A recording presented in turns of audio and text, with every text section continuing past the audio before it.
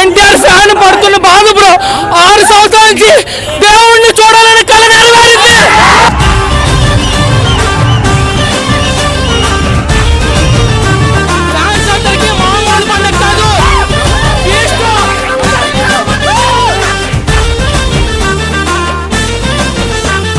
మీ అభిమానాన్ని నేను కాదన్ను.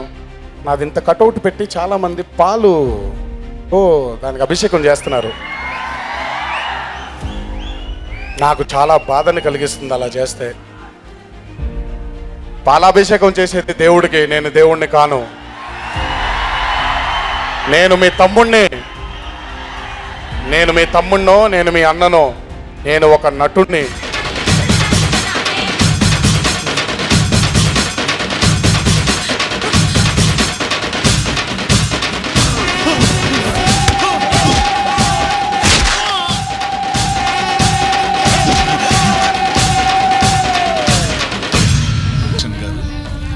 పాలు తీసుకురండి.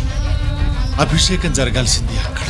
అమరేంద్ర గారు, అన్యాయాన్ని అరికట్టడానికి దేవుడు గుళ్ళోంచి రాడు, అలా జనంలోంచి పుడతాడు. ధర్మం గెలవని చోట తప్పదు కత్తుల వేట, తప్పు ముప్పేదో సంహారం తరువాత. రణమున భగవద్గీత చదివింది మనగత చరిత, రక్కసి మూకలకు బ్రతికే హక్కే లేదంట. అక్కడ మొదలైన ఆ రోజు 25 సంవత్సరాలకి ఎనలేని సరిపోనంత ప్రేమ ఇచ్చే ఇంతమంది అభిమానులు దొరకడం నిజంగా ఇది పూర్వజన్మ సుకృతమే.